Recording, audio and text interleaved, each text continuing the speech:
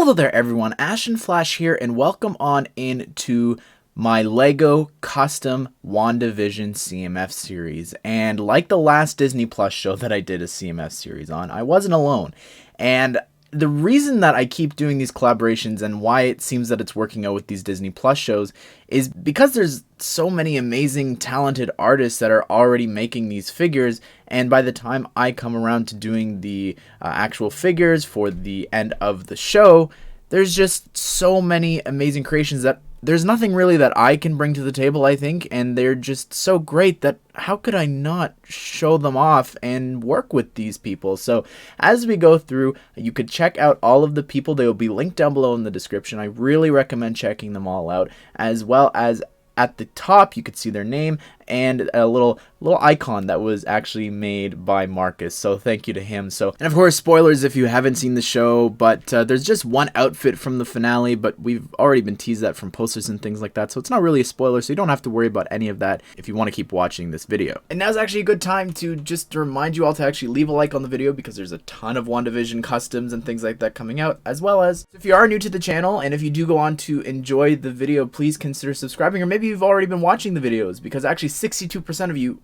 aren't subscribed, so I'd love to have you join. Anyways, everyone, without further ado, let's go ahead and let's get started. So the first character in the series is Wanda Maximoff in her 50s outfit in black and white, and I had this idea that as we go through we would actually include an object from each of the week's commercials, with the exception of one pretty obvious one why we wouldn't include that, but we do have here Wanda with the Toastmate by Stark Industries, so that was really cool, and Marcus actually designed a second face print for her there. Next up, we have Illusion, or the magician version of Vision from the 60s, and this was created by Top Lego 8, and I really love the hairpiece there. The face print is just on point, and he does come with a hat there that he's holding with like one of those handle pieces, as well as he does come with a magician's wand.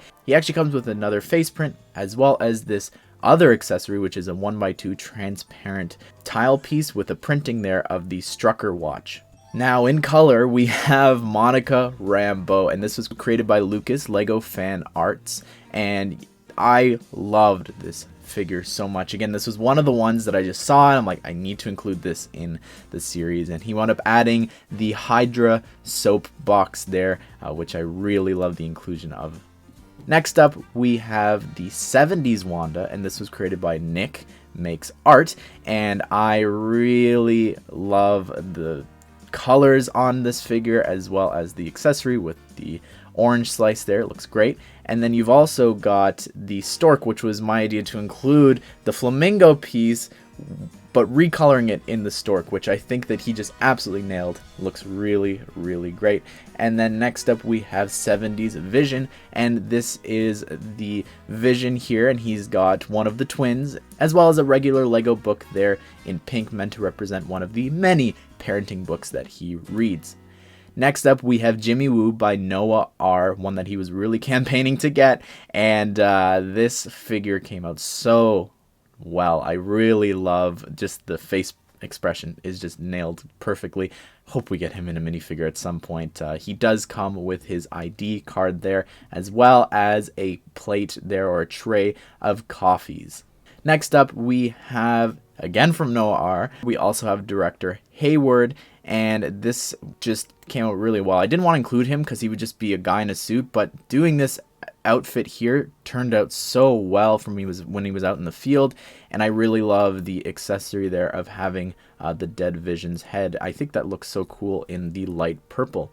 Next up by Noah R. again, just happened, I don't know how that happened, but we've got Pietro Maximoff here, and I'm putting that in quotations just like Funko did, and we have him with a brand new hairpiece, as well as the Logos paper towel roll there from that week's commercial. Next up, we've got Halloween Wanda from All About Ari, and while the figure is fantastic, I love the hair there with the new helmet piece there, or the tiara, with the cape and everything, the Mandalorian cape in red. But my favorite part of this figure is the Yo Magic there, because it is just so intelligent. Like, I think about it this way, okay? So normally, let's say there was a stud on top, you could just grab it. But because it's a flat stud, I know you could tip it upside down, but just bear with me here. But because it's a flat stud there, you can't lift it up. So I just absolutely love the fact that it has that, like, concept that you can't actually lift the lid of the O-Magic like in the commercial. It's just, it's executed so perfectly. And she does have a second face print there with her red eyes. Next up from Marcus, we have the Halloween Vision, and looks really, really great. I think that we need these figures so badly. And he does come with a trick-or-treat little jack-o'-lantern there. Next up, we have Halloween Billy from Lucas Lego Fan Arts, and he does come with a brand new hair and hat combo, as well as one of, I think that's actually Wild Styles wrap piece there in dark red, as well as a cape in dark red. And then he also comes with one of those little handle pieces in transparent light blue, meant to actually be like the magic effect, which is pretty cool. I've seen a lot of people doing this online for the magic effects from the show. And then he also comes with another trick-or-treat jack-o'-lantern. And then next up we have, lastly here, no one knew how this happened until we were putting them all together. I don't know how Noah R wound up with 4 figures. It was supposed to be some with 2 and then some with 3, so thank you to him for doing 4. And this figure here actually has a brand new hairpiece, as well as he's got the trick-or-treat jack-o'-lantern as well. And then we've also got here Sparky. I know that it's not the same episode, it's the week later, but it was still really important that we did include Sparky here in the series, and I think that he just absolutely nailed the look of it. Next up, we have Halloween Pietro, and this was created by Top Lego 8, and he does come with a brand new hairpiece there, and he's using like the same build that they did for Jay Garrick in the DC CMF series. And then we've also got a bottle of shaving cream. Next up, we've got Darcy Lewis by Lucas or Lego Fan Arts, and I love the way that she came out here. This is in her circus outfit because it's the most unique, and she's using the generic female hair there in dark brown, as well as her accessories is just like they did for Mr. Miracle in the DC CMF series, with the chains wrapped all around her and a pair of handcuffs. Next up, we've got Monica Rambeau, created by Ari, and she's using the workout fitness trainer's hairpiece from a while ago there in black, as well as she does come with the protective helmet or whatever it is that she wears while traveling into the Hex. And then she also has this second face print where you could see her blue eyes.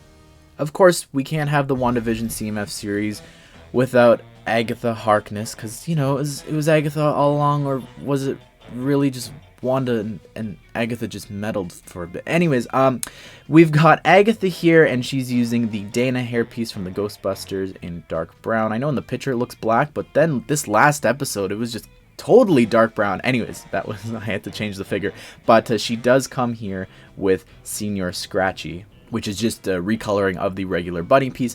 She comes with this new cape piece that's like tattered in the back, but it also kind of looks like the graduate piece. But the important part about this, and again, it would only work if it was actually in a bag and not the new boxes, is I had the idea to actually include the Mysterio hidden side piece there in purple, which I just really love the way that that looks. I like the misty effect. I'm really happy with how that turned out. Next up, we have another figure by me, and this is the Vision, and this is the white Vision, and I really am happy with how this turned out. It was kind of difficult to actually wind up designing because certain things changed again from one episode to the next, just in terms of lighting, and I never realized how inaccurate the Lego Visions was until I actually sat down and drew this one. Last up here, we have the Scarlet Witch by Top Lego 8, and this turned out phenomenally. I really am I was so impressed. He designed most of it actually just from like the teas that they had on the televisions from the original posters, and it just turned out really nicely there with the brand new hair and tiara piece. And then she also has some pieces there representing her magic.